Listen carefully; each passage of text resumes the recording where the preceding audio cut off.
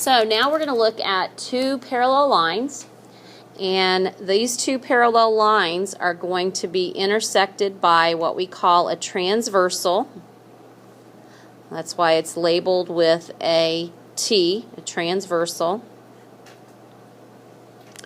A and B, the important thing to notice about A and B is A is parallel to B for all of these things to work. Now the angles are called the same thing if A and B aren't parallel, but if they are parallel, we have all these special properties and all these things that are equal. So this really tall 11 right here is the symbol for parallel. A is parallel to B.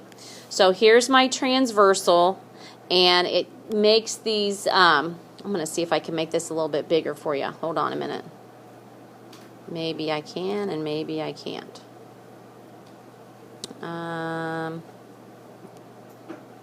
not sure. Can you see those numbers okay? Oh, I know why it won't. There we go.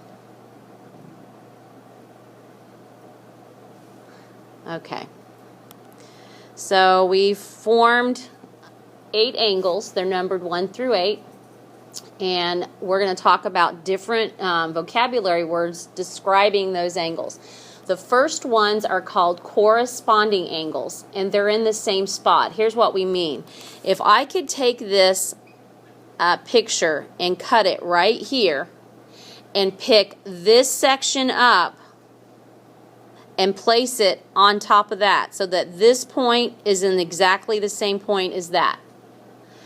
Corresponding angles are the ones that are in the exact same spot. So there's actually 4 sets of corresponding angles. So let's see if we can list them. Angle 1 would be corresponding with which one? Which one is in the same spot in that bottom section as angle 1? Marcus, which one? Angle 1 would match what? Angle 2. Well, angle 2 is right here. We want to pick this up and put it down on this. So if we look, angle 1 is up here in that upper left corner. So down in this section, which one's in the upper left corner? 5. Yeah, angle 1 would match angle 5. Okay, so let's go with angle 2. Brady, what would match angle 2? 6. Right.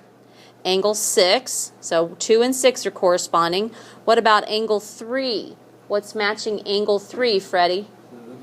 Angle 7. And then finally, angle 4 is matching what, Kayla? And 8. So you have 4 sets of corresponding angles. And if the lines are parallel, they are equal. And it would make sense. They have to look the same. They have to be shaped the same. If those lines are parallel, you know 4 equal angles right off the bat, right there. Okay? Any questions about corresponding? All right, let's see at another set that we can get out of this. All right, next set, I want you to understand that these 2 kinds of angles right here, alternate interior and alternate exterior, if you understand what the name means, you probably will be able to remember it at all times. Alternate means that it's on alternate sides of the transversal. So it's on opposite sides of the transversal. Interior. Interior means it's on the inside of the 2 parallel lines. So they are opposite sides of the transversal. They alternate about the transversal, and they're inside the 2 parallel lines. So we have 2 sets of alternate interior. Angle 3 would match up with, can anybody guess? It's inside the 2 parallel lines, it alternates around the transversal, and it's not angle 4. Amber? It's inside the 2 parallel lines, so it's in here. 6. Yes. Angle 3 and 6, let me draw this a little bit better now. Angle 3 and angle 6 are alternate interior angles. And the most important thing about that is they are equal. So if there's one mark there and one mark there, that means they're equal. Okay?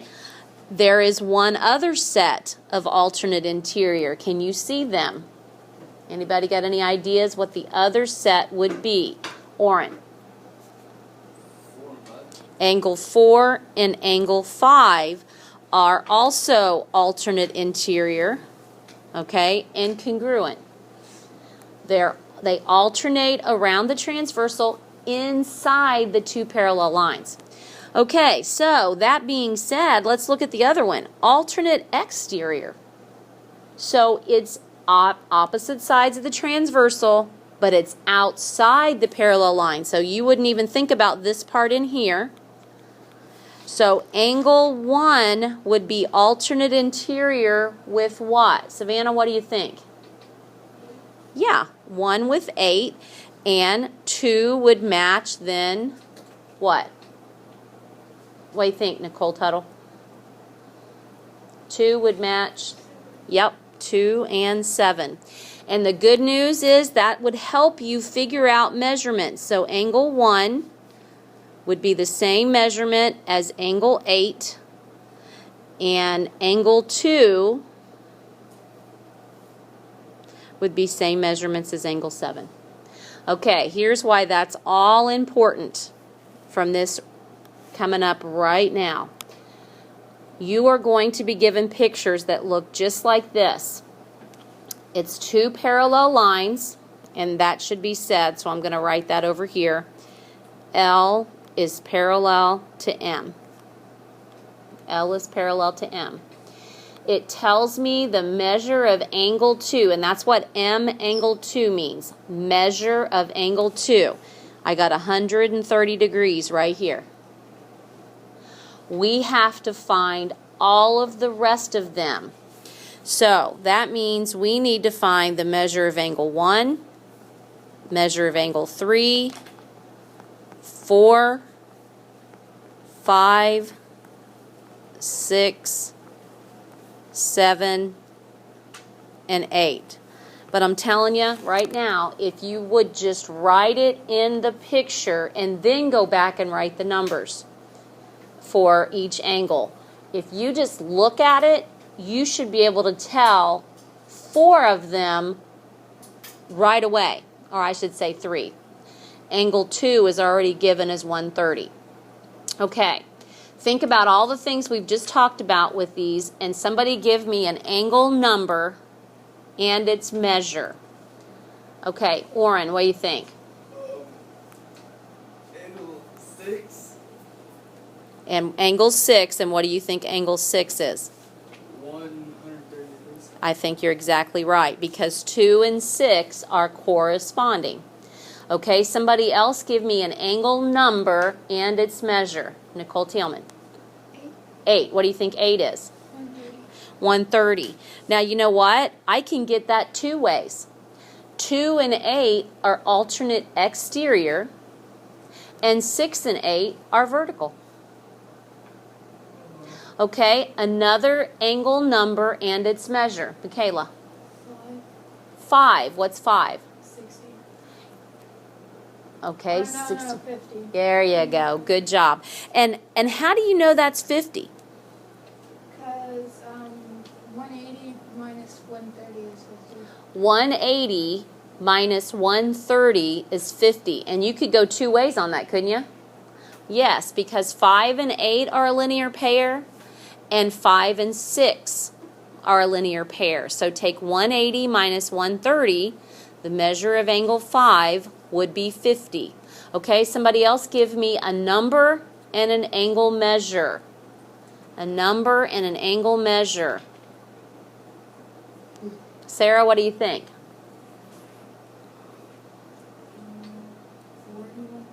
4 would definitely be 130. And I could get that one 3 different ways. It is corresponding to 8. It is alternate interior with 6, and it's vertical with 2. So I know definitely angle 4 is 130. Okay, give me another angle number and its measure. Brady, 7, 3. what's 7? I know, what measure is it? 50. Okay, 50.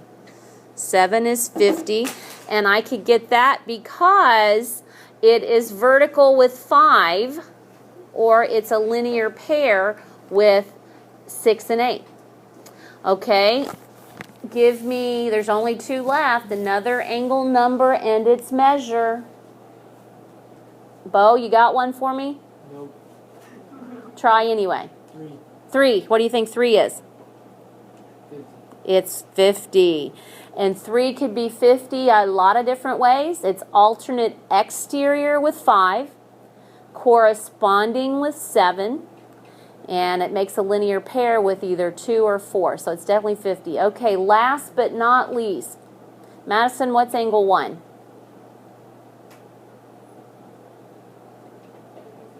It would definitely be 50. Good. So it's 50.